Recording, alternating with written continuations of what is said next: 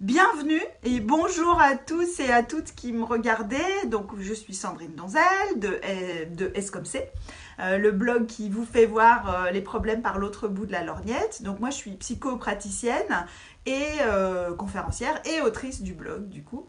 Et dans ce petit temps du mercredi matin, je réponds à une question ou à plusieurs questions, comme on va le voir ce matin, que vous m'avez envoyées par mail sandrine@scomc.fr et puis j'en choisis une ou deux ou plusieurs et j'y réponds en 15-20 minutes, 30 minutes maxi. J'essaye de faire le plus court possible parce que je sais que vous avez des vies bien actives. Alors ce matin, j'ai choisi des questions qui portent sur l'équilibre éducatif dans le couple et notamment quand on est séparés, et je sais que beaucoup d'entre vous peuvent être concernés. Et j'ai choisi cette question-là, déjà parce que j'en ai eu deux qui étaient à peu près sur le même thème. Donc, zou, c'est parti, on va aller voir comment ça se passe autour de ces questions-là et on va découvrir la question.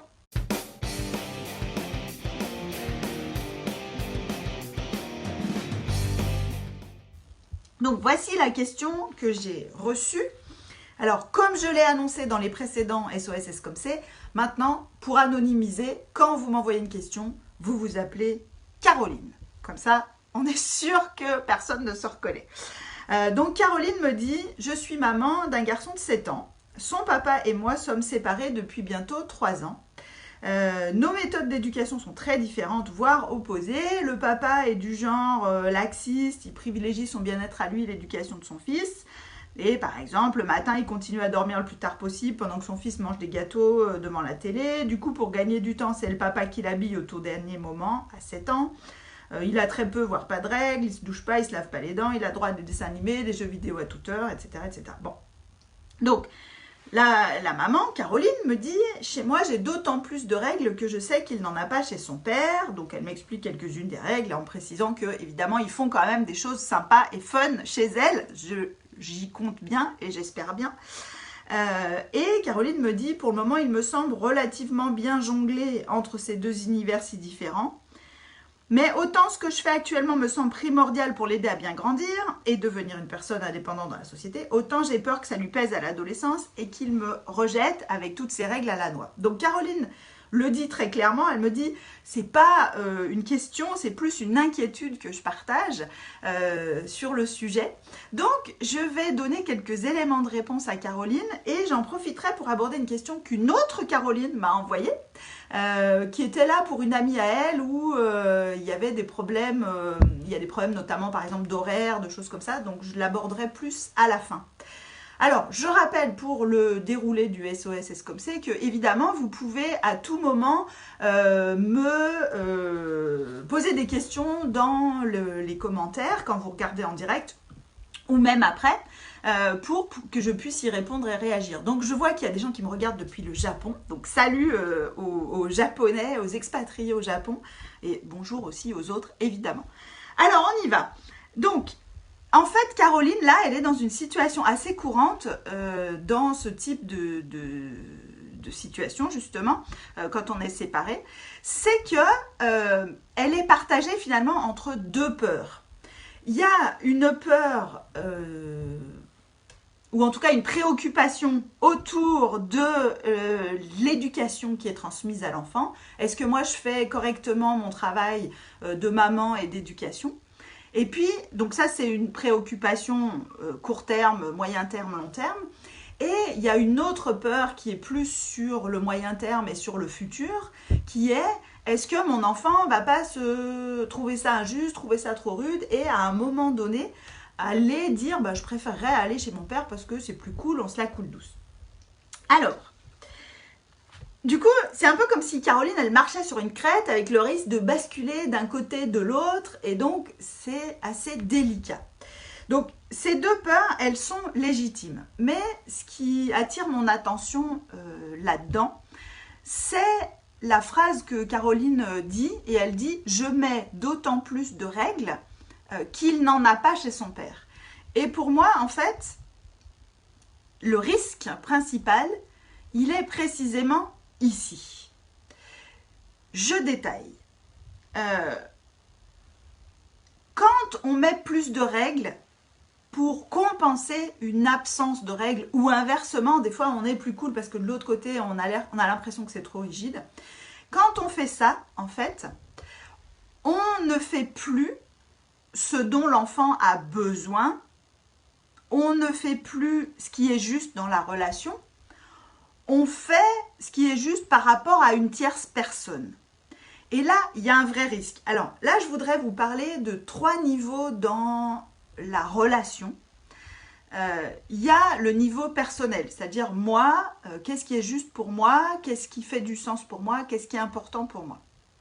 Et puis, il y a un deuxième niveau qui est interactionnel. Donc ça, on le voit beaucoup dans les situations de couple, les problèmes de couple. Ce niveau interactionnel, il est, je le fais en partie parce que c'est juste pour moi, mais en plus pour passer un message à l'autre. Donc dans le couple, on le voit ça souvent, c'est-à-dire j'en ai déjà parlé dans des précédentes vidéos notamment et des articles sur les désaccords éducatifs, où je vais en rajouter dans mon autoritarisme, dans mon autorité, ou je vais en rajouter dans le laxisme, pour faire comprendre à mon conjoint ou ma compagne qu'il ou elle est trop à l'inverse de moi. Et donc ça, du coup, dans la relation à l'enfant, c'est pas juste. Parce que je suis pas en train de faire ce dont l'enfant a besoin, je suis en train de faire un truc pour faire passer un message à une tierce personne. Et puis, alors, il y a un troisième niveau. Donc, j'ai parlé du niveau personnel, qu'est-ce qui est juste pour moi. J'ai parlé du niveau interactionnel, j'essaye de faire passer un message à mon interlocuteur ou à une tierce personne. Puis, il y a un niveau sociétal que je ne vais pas détailler ici, qui est de l'ordre des stéréotypes, de ce que j'ai intégré. Parce que ce niveau-là n'est pas, comment je pourrais dire, n'est pas forcément pertinent ici. Juste, en gros, le niveau sociétal, c'est les stéréotypes un peu qu'on a intégrés et qui vont faire qu'on va agir non pas parce que vraiment ça nous correspond, mais parce qu'on croit que c'est ça qui est attendu de nous en tant que femme, que mère, que père, etc. etc. Ces différents niveaux de la relation, je vais en parler dans le programme que je suis en train de concevoir sur les bases de la communication dans le couple, mais j'y reviens pas en détail ici, je vous en reparlerai dans une autre vidéo ou dans un autre article. Bref, je reviens à ce que je disais. Donc du coup, la peur légitime de Caroline, qu'elle essaye d'apaiser sur l'éducation, elle essaye de l'apaiser en se disant « je vais être un peu plus stricte, je vais bien mettre les bases et tout ça », ça peut conduire, quand c'est comparé à ce que fait le papa et je suis plus stricte parce que le papa est trop cool, ça peut la conduire à ne pas être juste, et c'est cette injustice qui peut conduire son enfant à un moment donné se rebeller et se dire là, maman, en fait, t'exagères. Donc je l'ai déjà dit dans le précédent SOS comme c'est où on a parlé aussi de la peur, l'antidote à la peur, ça n'est pas la réassurance, ça n'est pas contrôler plus ou essayer d'entendre que ce qu'on fait c'est bien, etc. Parce que ça a des limites. L'antidote à la peur, c'est le courage et là, plus particulièrement, je dirais la confiance. C'est-à-dire, je reçois pas mal d'enfants et d'ados et moi, je constate toujours que dans leur immense majorité, ils sont assez lucides sur ce qui est bon pour eux, ce qui n'est pas bon pour eux. Ils n'ont pas forcément des facilités à y adhérer, mais comme tout le monde, c'est-à-dire si on vous dit de manger sain et de faire du sport et blablabla, c'est un peu chiant, mais au fond, vous savez que c'est assez juste. Et donc, quand on en rajoute par peur que l'enfant n'est pas intégré, finalement, c'est là où on prend le risque qui s'oppose. Alors, je précise que cette peur, elle est très présente dans les familles recomposées. J'accompagne pas mal de couples et de familles recomposées autour de cette thématique. Et ça peut conduire à vraiment des dégradations de relations entre les enfants des familles recomposées, dans le couple, et entre les beaux-parents et les enfants de l'autre conjoint. En effet, ce qui se passe, c'est que quand j'ai peur que mon enfant me dise je préférerais aller avec mon papa, avec ma maman de l'autre côté, je vais avoir tendance peut-être à plus tolérer des choses et à ne pas me conduire de manière juste par rapport à tous les enfants. Je vais demander à mon conjoint ou à ma compagne de pas trop dire ce qui lui pose problème ou de ne pas intervenir en direct auprès de l'enfant. par peur des conséquences. Et qu'est-ce qui va se passer? Je vais dégrader la relation entre le conjoint, le beau-père, la belle-mère et l'enfant. Je vais dégrader la relation entre les différents enfants. Je vais dégrader la relation dans mon couple. Et finalement, c'est pas forcément constructif. Donc je reviens à ce que je disais, l'antidote à la peur, c'est pas la réassurance et le contrôle, c'est plutôt la confiance et le courage. Du coup, vraiment, ce qui est important dans cette situation, je le dis pour Caroline et pour tous les gens qui m'écoutent, c'est d'agir sur ce qui vous paraît juste avec l'enfant chez vous et de sortir le plus possible de la comparaison. Et d'entretenir évidemment une relation où l'enfant peut dire « ça je trouve que c'est trop dur, ça je trouve que c'est difficile à supporter pour moi » et où la négociation est ouverte non pas sur les valeurs de base mais sur la manière dont on le met en œuvre. Ça sera d'autant plus important, intéressant pour vous que ça vous permettra justement de vous rassurer en voyant que l'enfant il a bien compris l'intérêt des différentes règles et des différentes valeurs que vous essayez de lui transmettre. Bref, la comparaison, c'est un peu comme dans les relations dans la fratrie. Oui, mais mon frère, elle a eu plus que ci, et ma soeur, elle a eu plus que moi, et nanani, et nanana. En fait, quand on rentre dans la comparaison, c'est mort. Pardon de vous dire ça. Je suis assez catégorique, mais c'est mort. Parce que du coup, on entretient l'idée qu'il devrait y avoir une égalité, que ça devrait être pareil, et ça ne fonctionne pas. Donc, moi, je vous invite à sortir de la comparaison si jamais l'enfant vous amène dedans en disant « Oui, mais chez papa, c'est plus cool » ou « Chez maman, c'est plus cool » ou « C'est plus ci » ou « J'ai plus les droits d'écran ». Ok, tu sais que ton père et moi, on est différents ou que ta mère et moi, on est différents. On va regarder ce qui se passe ici et comment on peut faire pour que les choses soient plus cool ici, soient moins insupportables. Mettez les mots qui parleront du coup à l'enfant ou qui vous parleront à vous, pour gérer les problèmes qui se passent chez vous. Chaque fois que vous faites référence à ce qui se passe chez l'autre, en fait, vous prenez le risque aussi d'entraîner votre enfant dans un conflit de loyauté. C'est un peu comme si vous lui demandiez de prendre parti, et c'est assez difficile à vivre. C'est-à-dire que les enfants vivent très bien avec le fait que leurs parents sont différents et se comportent d'une manière différente. Ils peuvent parfaitement le comprendre et vivre avec. Ils vivent ça depuis toujours. Je veux dire, s'ils sont chez une assistante maternelle ou à l'école ou à la crèche, ils savent bien que c'est pas pareil et qu'il y a des règles différentes dans les différents endroits dans lesquels ils vivent. Et ça ne pose aucun problème.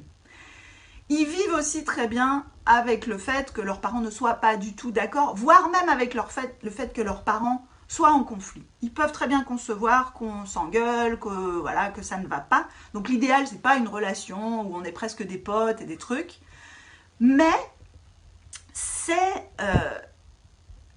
quand on essaye de les prendre à partie et de leur montrer que ce que fait l'autre n'est pas bien, que les ennuis commencent. Parce que ça les fait souffrir, le fait de rentrer dans ce conflit de loyauté. Alors je vois Anissa qui me dit la comparaison dans la fratrie, dur d'y échapper. J'avais déjà fait des vidéos, il me semble, sur le sujet, donc je vous invite à aller jeter un œil. Bref, je reviens à la question de Caroline. Donc, préserver la relation, travailler sur ce qui se passe ici et maintenant, et rester à l'écoute de l'enfant, sortir de la comparaison, ne pas rentrer dans la comparaison si ce n'est pas le cas aujourd'hui, et j'allais dire d'une manière générale, prendre les problèmes les uns après les autres, parce que parfois, à trop se projeter dans l'avenir, on se crée des problèmes qui n'existent pas. Alors, je rebondis du coup sur une deuxième question qui m'a été envoyée par une autre personne dont je parlais au début de cette vidéo. La limite à ça, c'est évidemment la négligence avérée. Donc ça, je vais y répondre assez rapidement. Donc l'autre personne, je reprends son message, je vais peut-être pas tout vous lire parce que c'est assez long, mais en gros, elle m'explique qu'elle a une amie qui s'est séparée avec un papa qui a une garde les week-ends, etc., mais qui, par exemple, a du mal à respecter les horaires qui sont convenus, et donc si elle a des choses à faire, il lui dit laisse les enfants tout seuls à la maison et puis voilà, j'arrive quand j'arrive. Ou si elle doit amener les enfants chez son conjoint, elle est obligée d'attendre dans la voiture que lui se pointe si elle ne veut pas laisser les enfants devant la porte. Donc, il y a des choses qui sont de l'ordre de « c'est acceptable pour moi, ok, je ne suis pas d'accord avec ces valeurs éducatives, mais ce n'est pas maltraitant ou négligent pour l'enfant. » Ou bien « c'est maltraitant ou négligent pour l'enfant. » Et dans ce cas-là, j'ai besoin d'agir sur le sujet. Alors, il s'avère que très souvent, pour le bien de l'enfant, entre guillemets, on n'ose pas rentrer dans une conduite plus affirmative, plus, j'allais dire assertive, c'est-à-dire faire respecter ce qui est important pour nous. Cette histoire d'horaire, par exemple, dans le cadre de la question qui m'a été posée par la deuxième personne, cette histoire d'horaire, ça n'est pas acceptable. Et donc, parfois, il y a besoin de faire intervenir sur le plan juridique. Ok ? C'est pas parce qu'il faut éviter les conflits et il ne faut pas se taper dessus entre parents parce que ça fait souffrir les enfants qu'on n'a pas des droits à faire respecter. Donc là, dans ce cas-là, il y a des règles à respecter. Je vous mettrai en lien dans la description de la vidéo le podcast Les couilles sur la table et notamment un épisode qui s'appelle, je crois, le genre du patrimoine ou quelque chose comme ça, où sont interviewées des chercheuses qui ont fait un travail sur ce sujet et elles montrent à quel point, de manière spontanée, plutôt les femmes justement ont tendance à renier sur leurs droits pour, a priori, préserver le droit de l'enfant, le bien-être de l'enfant. Ce qui n'est pas forcément une bonne chose et on le comprend très bien en écoutant ce podcast. Donc je vous mettrai les liens et je vous invite vraiment, surtout si vous êtes en train de vous séparer, à aller l'écouter parce que c'est hyper intéressant. C'est très énervant, mais c'est hyper intéressant. Donc, on peut prévenir gentiment, montrer qu'on a été dans le dialogue. Maintenant, si l'autre personne, homme ou femme, ne respecte pas les règles, à un moment donné, il va falloir faire une démarche juridique. Il y a un créneau horaire et la personne n'est pas censée prendre ses aises avec ce créneau. Il y a des règles à faire respecter et ce n'est pas un problème de le faire. Bon, je crois que j'ai dit à peu près tout ce que j'avais à dire sur le sujet. Je regarde s'il y a des commentaires. Je n'en vois pas pour le moment. Donc n'hésitez pas si vous avez des questions, en attendant de les voir apparaître, parce que je sais qu'il y a un décalage. Je vous rappelle plusieurs choses. D'une part, vous pouvez m'envoyer vos questions pour le prochain SOS Escomsé qui aura lieu probablement dans une quinzaine de jours à l'adresse sandrine@escomsé.fr en précisant bien question pour le SOS dans le titre ou dans le message. Plutôt dans le titre, comme ça je les trie plus facilement. Et puis, alors attendez, hop, je regarde s'il y a des commentaires. Donc, envoyez vos questions. Donc, elles peuvent porter sur des problématiques relationnelles avec les enfants, avec dans le couple, au travail, ou des aspects émotionnels, comment on gère telle ou telle émotion, qu'est-ce qui se passe. Je vous rappelle aussi le programme sur les bases de la communication dans le couple. Donc les bases de la communication dans le couple que je suis en train de créer. Alors pour le moment, j'ai pas de... Vous pouvez pas vous inscrire ni avoir plus d'infos parce que je suis en train de le finaliser. Donc je vous mettrai quand même un lien pour que vous me disiez si vous êtes intéressé. Comme ça, je vous préviendrai au moment où il sera sorti. Ça va pas tarder, hein, d'ici une semaine maximum, il sera en ligne. Ou en tout cas, vous pourrez accéder à qu'est-ce qu'il y aura dedans. Et puis je le lancerai au mois de mars. Je vous souhaite, après tout ça, vu qu'il n'y a pas d'autres commentaires, une bonne journée à tous et à toutes. N'hésitez pas à partager la vidéo, à liker, à commenter, ça contribue à faire connaître mon travail. Vous pouvez aussi faire un don sur Tipeee, la plateforme de pourboire participatif, si cette vidéo vous a été utile et vous a rendu service. À bientôt pour un prochain SOS Escomsé ou pour un article sur le blog blog.escomsé.fr.